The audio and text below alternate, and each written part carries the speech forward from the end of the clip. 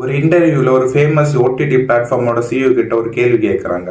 நீங்க உங்க காம்படிட்டர்ஸை எப்படி பாக்குறீங்க அப்படின்னு. அவரும் அதுக்கு சொல்றாங்க, எங்க காம்படிட்டர்ஸ் கூட ரொம்ப தீவிரமா போட்டி போட்டுட்டு இருக்கோம் அப்படின்னு.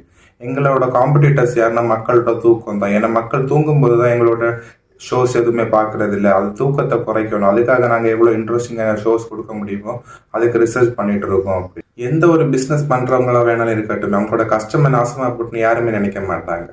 நான் இப்போ ஒரு பிஸ்னஸ் பண்ணுறதா இருந்தாலும் என்னோட கஸ்டமர் நல்லா இருக்கணும் அப்படி தான் நினைப்பேன். ஏன்னா என்னோட கஸ்டமர் நல்லா இருந்தால் தான் என்ன நல்லபடியாக பார்த்துப்பாங்க, எனக்கு காசு தருவாங்க. இந்த சோசியல் மீடியா ஓன் பண்ணுறவங்க மட்டும் ஏன் இப்படி நினைக்கிறாங்க? ஏன்னா அதில் அக்கௌண்ட் கிரியேட் பண்ணுற நம்ம யாருமே அவங்களோட கஸ்டமர் இல்லை. அதுக்கு அட்வர்டைஸ்மெண்ட்டுக்கு யாரு காசு கொடுக்குறாங்களோ அவங்க தான் கஸ்டமர். நம்ம வெறும் ப்ராடக்ட் மட்டும் தான். இப்போ இந்த மொபைல் ஃபோன் நிறைய யூஸ் பண்ணனால ஆங்ஸைட்டி ப்ராப்ளம் ரொம்ப அதிகம் ஆயிடுச்சு. உதாரணத்துக்கு நோட்டிஃபிகேஷன் ஆங்ஸைட்டி. முன்னாடிலாம் ரிலேஷன்ஷிப்பில் ஒரு ப்ராப்ளம்னா ஒரு 3 நாள் பேசாமல் இருப்பாங்க, அடுத்தது திரும்ப போய் பேசிடுவாங்க. இப்போ ரிலேஷன்ஷிப்பில் ஒரு ப்ராப்ளம்னா ஒவ்வொரு நோட்டிஃபிகேஷன் வர நோட்டிஃபிகேஷனுக்கு நான் பார்த்து பதட்டம் ஆகி மொபைலை எடுத்து பார்க்குறோம்.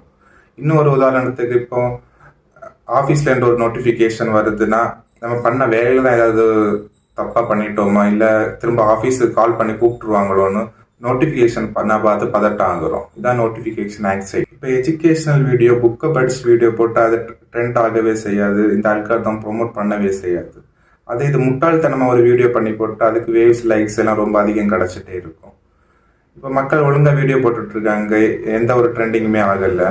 அடுத்த ஒரு வீடியோ முட்டாள்தனமாக போடுறாங்க, அது ரொம்ப ட்ரெண்டிங் ஆகுது. திரும்ப முட்டாள்தனமாகவே பண்ணிட்டு இருக்காங்க. அதனால இந்த சோசியல் மீடியா மக்களை முட்டாளாவே வச்சிருக்கு கடைசி வரைக்கும். முக்கியமாக இந்த டோப்பமைன்ங்கிற ஹார்மோன், முன்னாடியில நம்ம பெருசாக அச்சீவ் பண்ணாத இந்த டோப்பமைன் ஹார்மோன் கிடைக்கும். இப்போ ஜஸ்ட் இன்ஸ்டாகிராமில் ரீல்ஸ் ஸ்க்ரோல் பண்ணுறதுனாலே கிடைக்குது. நம்ம இப்போ ஒரு செயல் செய்யறதுனால இந்த டோப்பமைன் ஹார்மோன் கிடைக்கும். இந்த டோப்பமைன் கிடைக்கிறதுக்கு வேண்டி செயல் செய்யக்கூடாது. இவ்வளோ நெகட்டிவ் விஷயம் இருக்கிற இந்த சோசியல் மீடியாவில் நிறைய பாசிட்டிவ் விஷயங்களும் இருக்கு.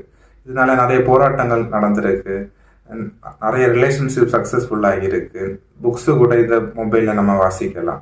இதை நம்ம கண்ட்ரோலாக யூஸ் பண்ணணும். அதுக்கு என்ன பண்ணலாம்னா, இந்த மொபைலில் பிளாக் அண்ட் ஒயிட்னு ஒரு ஆப்ஷன் இருக்கும், அதை எனேபிள் பண்ணி வச்சுருங்க. இந்த அடிக்டிவ் சோசியல் மீடியா ஆப்பெல்லாம் ஹைட் பண்ணி வச்சுருங்க.